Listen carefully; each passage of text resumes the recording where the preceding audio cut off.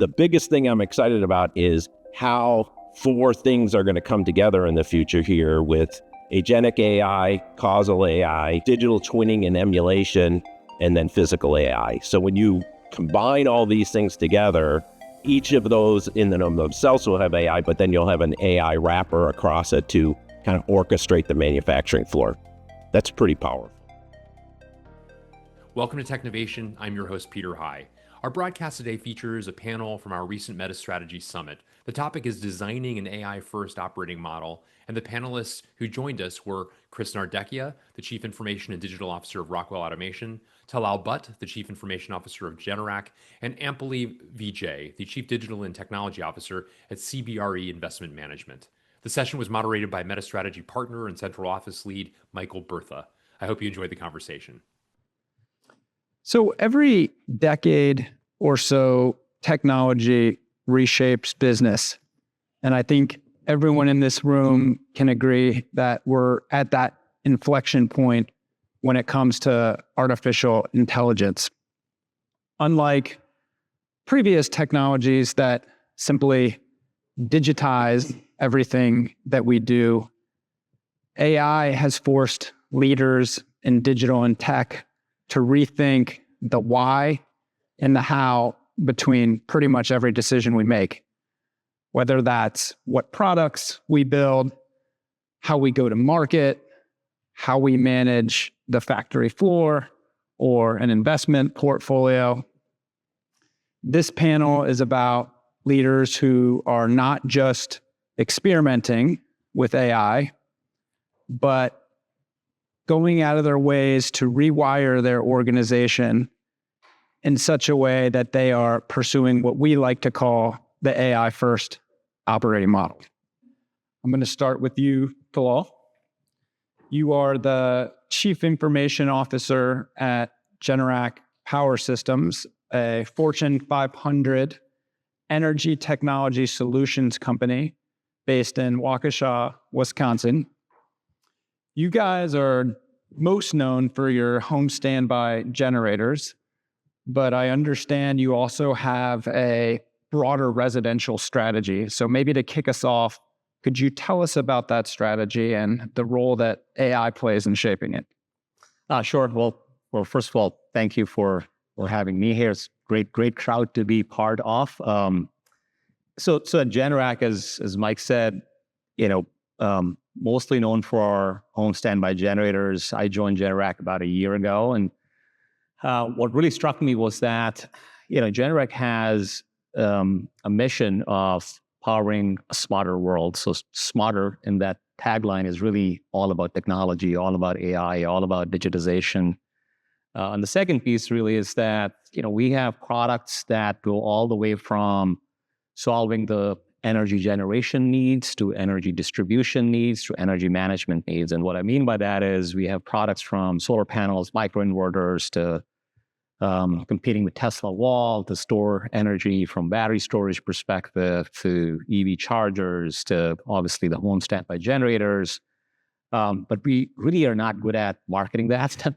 But also the point that we're in, all these different products do not talk to each other well. The customer experience is not really great. So the opportunity for us is really about creating this residential ecosystem that takes advantage of all these different products and scale them to a point where we can cross-sell, upsell, create this harmonious customer experience for our customers or partners alike so that we can go to market in a much more effective manner globally. So that's what's in front of us, and that's our residential strategy, coupled with what we call mega trends, which are not slowing down. In fact, they're accelerating. So what those are around, power quality, the infrastructure, the energy management and generation infrastructure not being great, the price of energy going up. So, in North America alone, the price of energy has gone up about 30 to 40% over the last 5 years. And if you look at it broadly, globally, that's true as well. And thirdly, it's the climate change impact. Fourthly, it's the AI revolution, which is really getting data centers to be stood up everywhere. The cost of one ChatGPT query is 12 times the cost of a normal Google search from an energy perspective. So if you take that into context, the role of energy in the future is critical. So that's part of our strategy. Right. A lot more than the generators that I admittedly did not start noticing until I met you, Talal. And now I can't drive through any alley without noticing a couple Generac generators. Why am I spending a lot of time in alleys? Unclear. I'm gonna come to you next, Ampali. You are the Chief Digital and Technology Officer for the investment management business at CBRE, a $35 billion global commercial real estate firm. Ampali, I was wondering if you could give us a little bit of an overview of the investment management business, because it may be a little different than what people typically think of with CBRE. And then similar to Talal, talk about how artificial intelligence has started to reshape how you think about your internal tools and processes, but also your client-facing solutions. Sure. So we're less complicated than generators. So what CBRE's investment management business, we're a $144 billion AUM business, and we're an alternative asset management firm. What we do is we have an investor operator platform, which means that we have a large variety of funds, direct, indirect. We have funds of funds, credit, private infrastructure. We have funds based on all of these assets. What makes us unique is that we have an operator arm as well, which means that we operate our assets.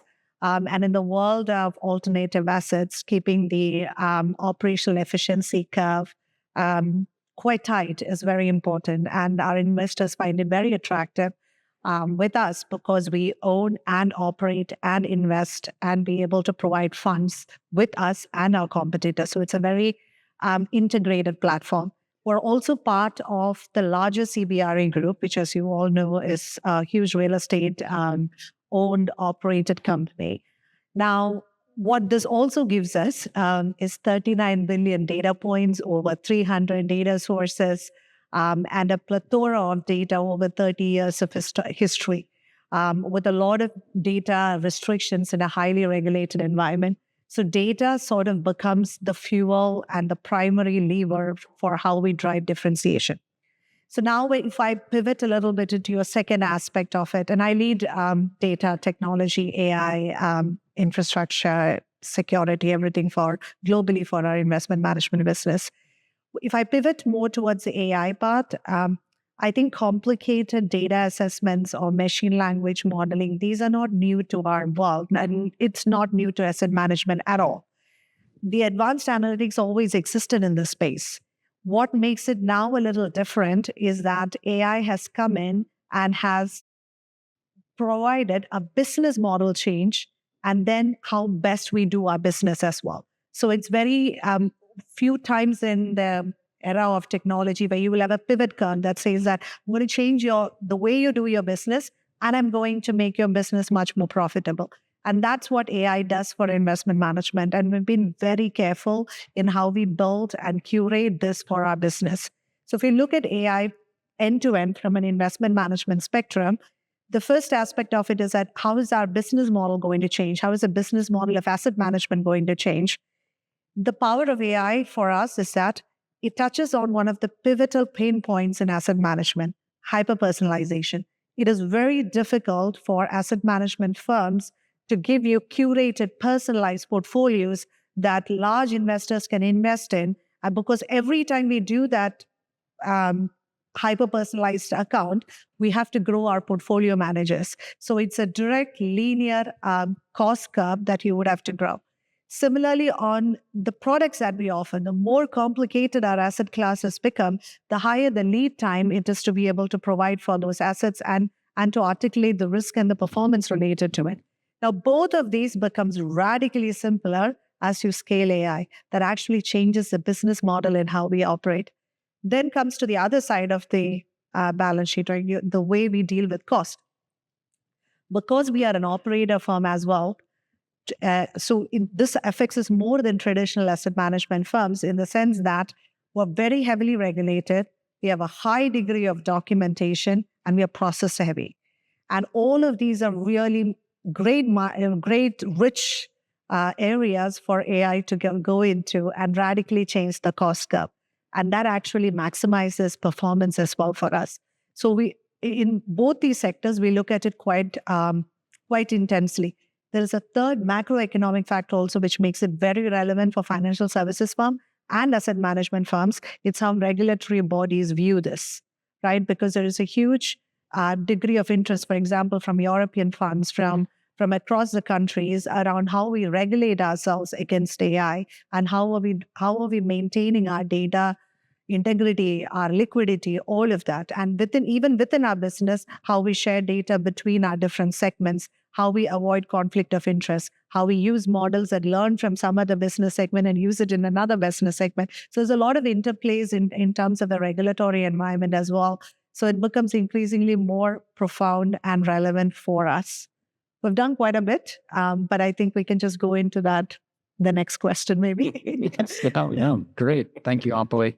That was Chris. Rounding out the panel, you're the Chief Digital Officer at Rockwell Automation, approximately $10 billion in annual revenue, based in Milwaukee, Wisconsin, developer of industrial automation solutions that include hardware, software, as well as services, basically sit at the center of industrial AI. And as you think about your business model, maybe you could share what you've seen as some of the most interesting and compelling opportunities of AI value creation, maybe in the factory. This is an exciting question for me, and at where we are as a point in time in the industrial sector with all this AI kind of being flooded. So in our product portfolio, we're embedding AI at every layer of kind of the stack, from everything down to the sensor level, to the controller level, to the orchestration or manufacturing execution level. So we have products like our Factory Talk Design Studio, where you can develop your code in a centralized environment, and there's AI embedded in there to help you with the coding or to reverse engineer your coding and then distribute that. There's products along our software-defined architecture that have AI embedded in it. Our edge compute, our emulation software to make digital twins.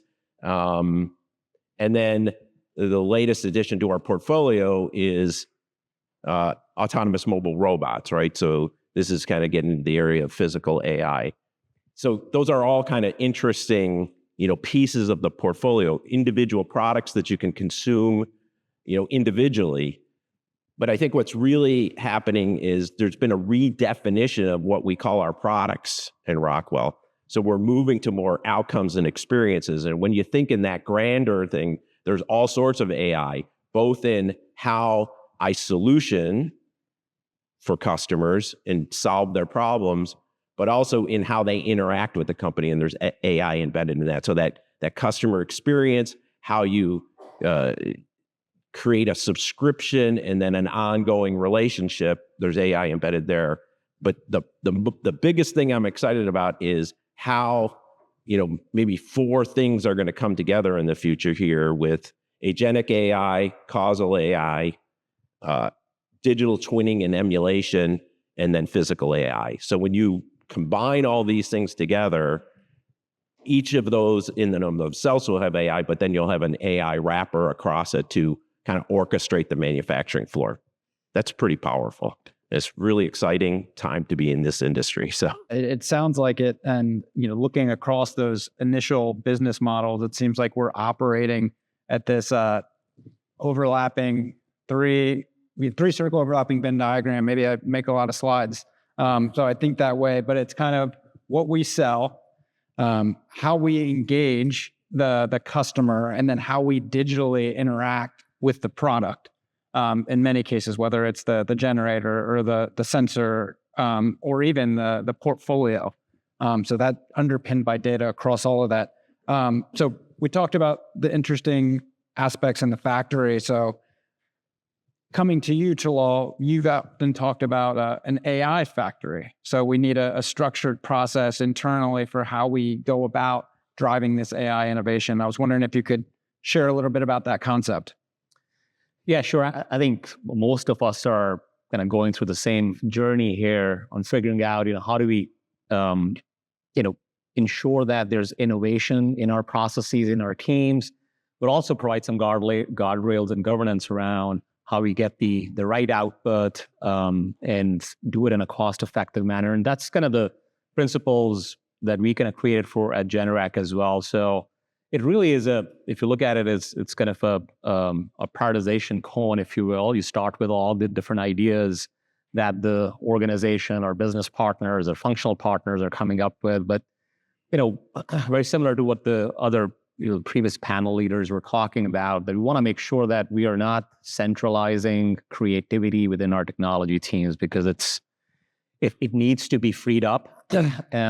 So in doing so, you have to build a really hyper collaborative culture and a process. So it's not us versus them from a technology versus user perspective, but you got to bring all these subject matter experts, people who are really interested in experimentation into a group together. And that's kind of what our first focus was, to kind of start breaking down those walls between our technology teams or SMEs, partners, and provide them with a platform to come together and get their ideas on the table. And then from there, we started to put together a process to choose some of those ideas and create use cases, POCs, MVPs. So it really goes from, we had a funnel of about 120, gone down to about 50.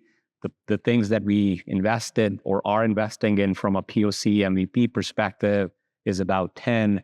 And then we start to release it. Those are going to be about 3 or 4.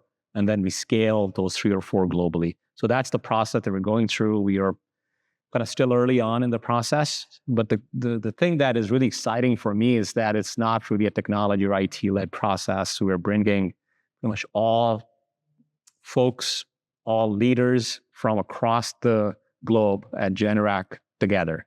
So that in itself has a really powerful impact. Again, like most organizations, teams tend to operate within their own silos. So this was an opportunity for us to really kind of think across the board and start to thread the needle across all the different use cases together. And when you do that, some of the outputs are kind of amazing. So, a quick example would be our residential business never really had an opportunity to talk with our industrial business, because there's 2 different worlds that they live in. But the reality is some of the capabilities are they're common across those businesses themselves. So when you start to bring those leaders together, and how do you manufacture, how do you quality control, how do you manage your supply chain, the impact has been pretty big. That's great. So we've talked a little bit about the business model innovation in the first round. How do you channel those use cases? Chris, I might come over to you. Given the amount of use cases, some that are very viable, some that you may not, want to pursue. You mentioned a cone starting from hundreds, going down to the double digits. How do you take something like that and cut through the noise and maybe message that to your peers and even your boards? Yeah. Well, the previous panel discussed this, and again, to Talal's point, we're all kind of struggling with the same thing. The approach we take at Rockwell, and this worked for me well in my previous lives in managing around business intelligence and data and analytics, is, first of all, we have this concept of a community of support. So we have an AI community of support where, much like Ryan was talking about, we believe in decentralization of these ideas, but we want a place where people can come and learn and experiment in a safe way, but then, teach the whole organization how to fish. So I'd say, we bring people together into the centralized where you have expertise, and then people understand what others are doing, and then maybe that sparks an idea. So I think, central to our strategy is having this AI community to support that people can come and, bring their ideas and then get extra help as they need it. I'm not a big fan of this kind of 1,000 flowers approach. We're a very pragmatic company We're very use case driven. You got to demonstrate value. And so we focus on picking those ones that, the 20% that are going to deliver value. And then we get hyper focused on putting them through, some criteria. And our criteria is very similar to others. Hey, are you making the company more profitable by either generating revenue or delivering productivity? Is it something that is related to, our product portfolio in driving autonomous operations? So we have a program internally called Rock on Rock, first and best customer of the company, where we can demonstrate our products in our own manufacturing facilities. And then the third is the employee and customer experience if you're improving those. So we're, extremely pragmatic about that. And that's how we talk about it, inside the company and with our board.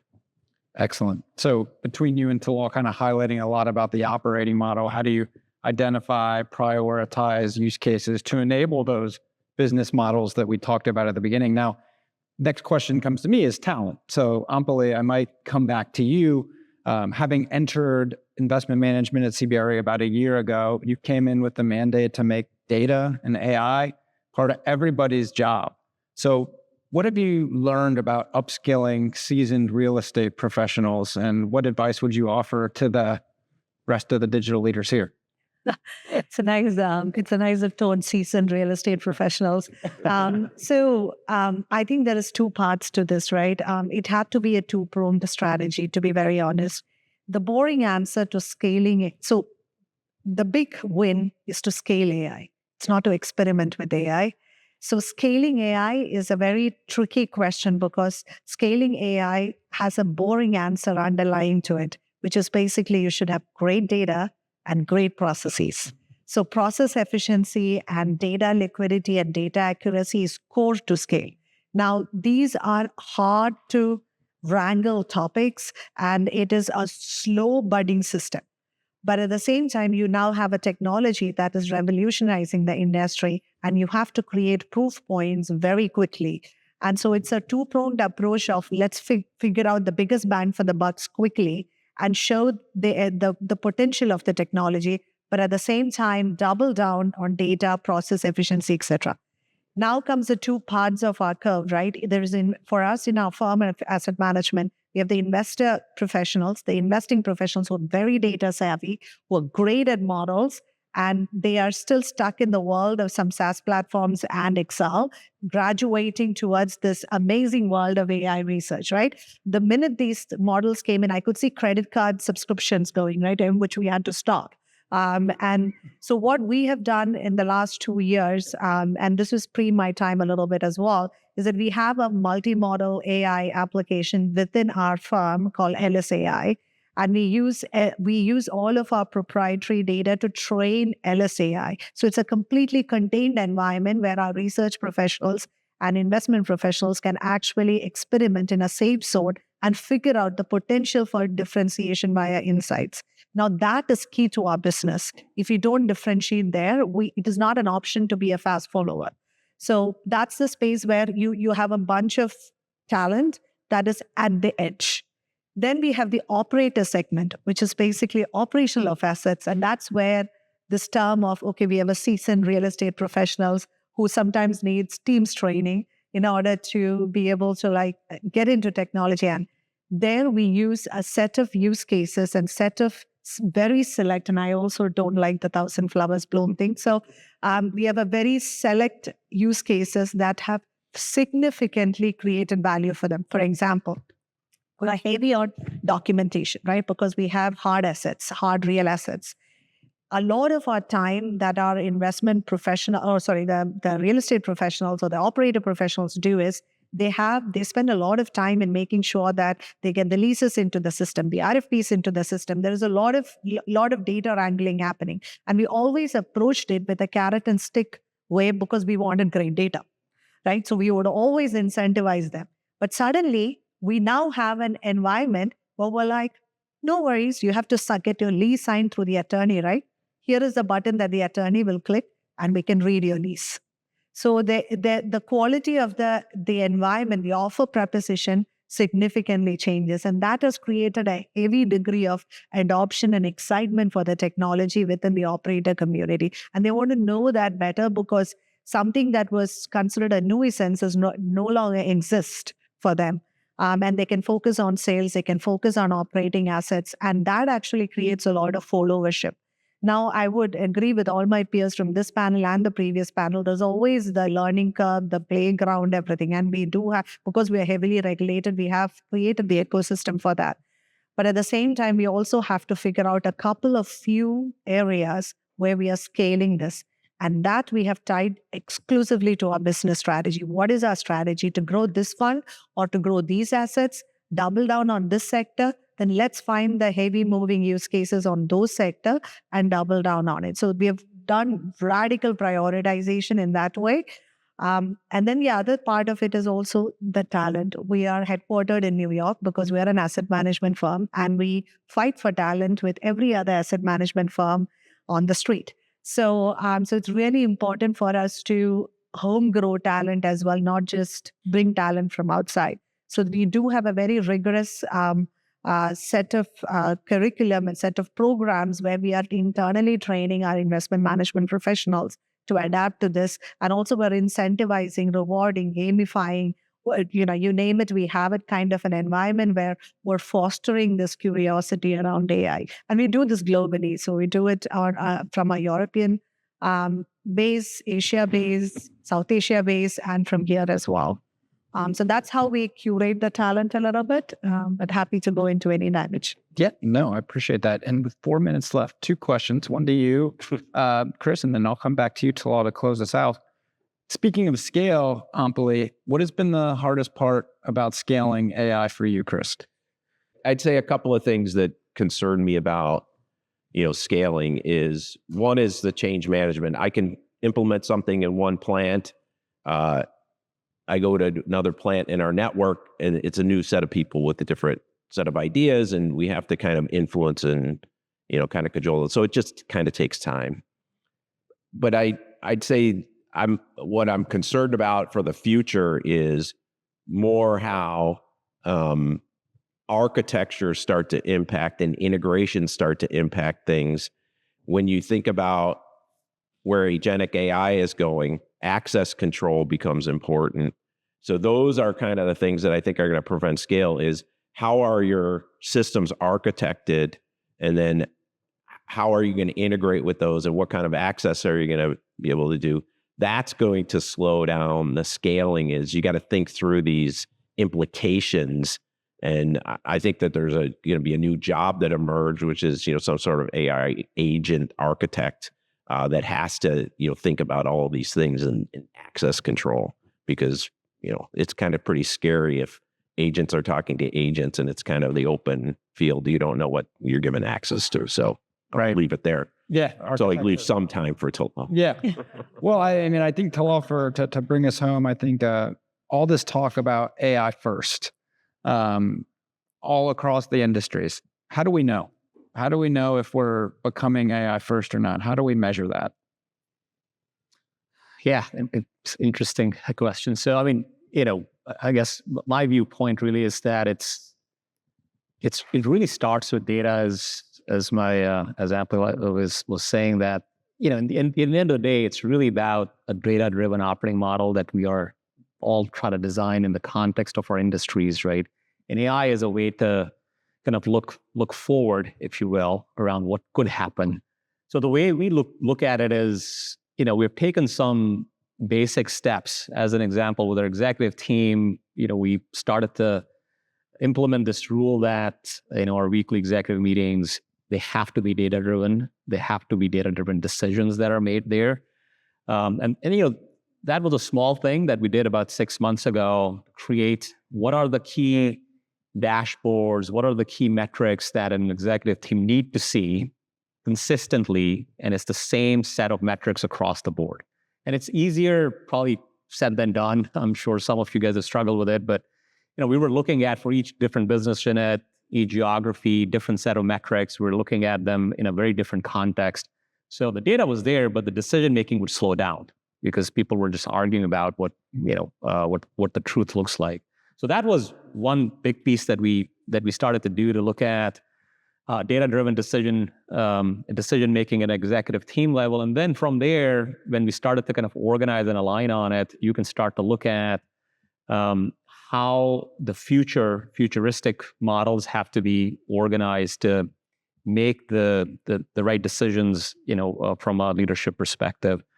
And, I call it less about AI. I call it more about, again, data-driven decision models. Get it started at the leadership team. It starts to kind of impact the second layer as well. And then it starts to get into your production operations, because they're all looking at the same set of metrics across the board.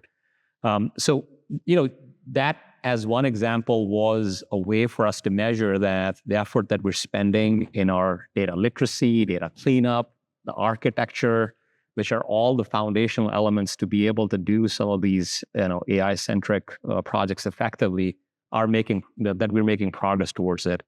And, the second part was, I think, as I talked before, as we start to go through our process of organizing which use cases we need to focus on, very similar to what Chris was saying, we are very maniacal about how are we choosing them, how are we connecting them to our strategy, ensuring that there is impact or revenue, experience, or productivity. So that's another way that we're measuring it.